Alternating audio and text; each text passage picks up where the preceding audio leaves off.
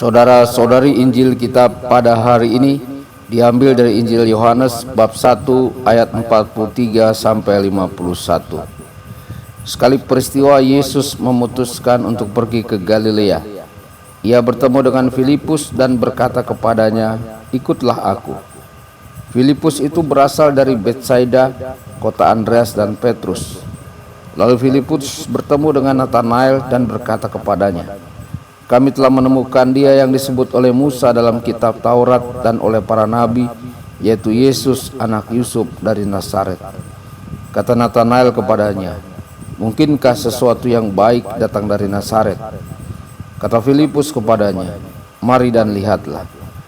Melihat Natanael datang kepadanya, Yesus berkata tentang dia, "Lihat, inilah seorang Israel sejati, tidak ada kepalsuan di dalamnya." Kata Natanael kepada Yesus, "Bagaimana engkau mengenal aku?" Jawab Yesus kepadanya, "Sebelum Filipus memanggil engkau, aku telah melihat engkau di bawah pohon ara." Kata Natanael kepadanya, "Rabi, engkau anak Allah, engkau raja orang Israel." Yesus menjawab katanya, "Karena aku berkata kepadamu, aku melihat engkau di bawah pohon ara, maka engkau percaya. Engkau akan melihat hal-hal yang lebih besar daripada itu." Lalu kata Yesus kepadanya, "Aku berkata kepadamu, sesungguhnya engkau akan melihat langit terbuka dan malaikat-malaikat Allah turun naik kepada Anak Manusia." Demikianlah sabda Tuhan. Terpujilah Kristus.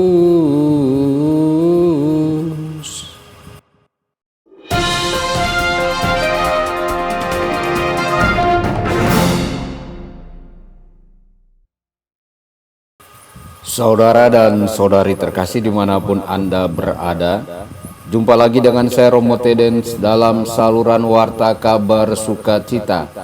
Semoga Anda semua dimanapun berada senantiasa dalam keadaan sehat dan berbahagia. Melayani Tuhan membutuhkan ketekunan. Yohanes Pembaptis telah melakukan tugasnya untuk mengarahkan orang lain kepada Kristus. Ia tidak disebut dalam bacaan Injil hari ini. Fokusnya telah bergeser kepada Yesus yang memanggil para rasulnya di masa depan yang telah dipersiapkan sebelumnya oleh Yohanes Pembaptis.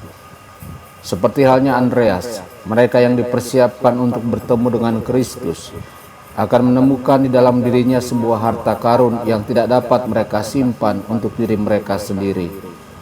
Kali ini Filipus berjumpa dengan Kristus dan membagikan perjumpaan dengan Kristus itu kepada Natanael. Ketika Natanael bereaksi dengan skeptis, Filipus tidak menyerah. Dia tahu bahwa pengalaman pribadi lebih kuat daripada kata-kata. Jadi dia membawa Natanael untuk bertemu dengan Yesus. Saudara-saudari, jika kita mencoba membawa orang lain kepada Kristus, kita dapat mengalami hambatan yang sama, yakni keraguan, skeptisisme, kurangnya minat. Apakah kita terlalu mudah menyerah? Atau apakah kita mencoba melibatkan orang lain secara lebih aktif?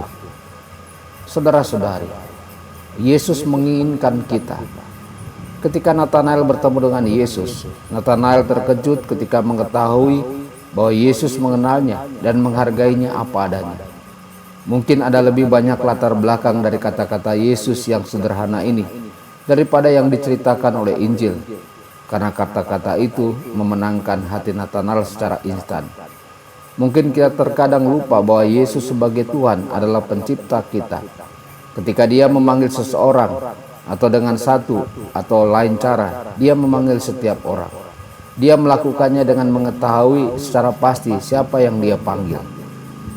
Hal ini bukanlah sebuah panggilan secara umum. Ini adalah panggilan pribadi dan langsung ke dalam hati kita yang berakar pada pemahaman yang nyata tentang diri kita. Dia mengenal dan mengasihi kita lebih baik daripada yang bisa dilakukan oleh manusia biasa.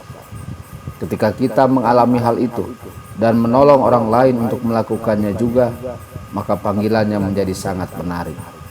Saudara-saudari terkasih, Yesus berjanji kepada Natanael bahwa ia akan melihat hal-hal yang lebih besar di masa depan. Bahkan ia akan menyaksikan sebagian besar mujizat Yesus secara langsung dan akan melihat banyak perwujudan kasih Bapa kepada anak. Memang inilah yang seringkali menjadi cara Yesus bekerja dengan kita semua.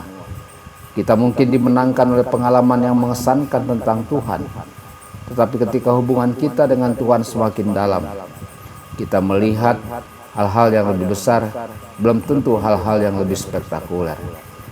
Ketika apresiasi kita terhadap hal-hal rohani bertumbuh, kita menjadi lebih selaras dengan pekerjaan Tuhan. Kita dapat menangkap karya kasih karunia dalam kehidupan kita dan kehidupan orang lain. Transformasi yang mendalam itu jauh lebih besar daripada penyembuhan fisik yang ajaib atau pengalaman sentimental belaka. Kita membutuhkan iman dan kepercayaan serta perhatian pada inspirasi Roh Kudus disertai dengan kesabaran. Jika kita ingin melihat bagaimana Tuhan berkarya, tetapi perhatian penantian kita akan sepadan. Tuhan Yesus memberkati dan menyertai Anda semua. Sabda Allah adalah kebenaran. Sabda Allah adalah kehidupan. Mari kita mencintainya, mari kita menghayatinya. Ya Tuhan yang ku muliakan, sabdamu angkat resahku.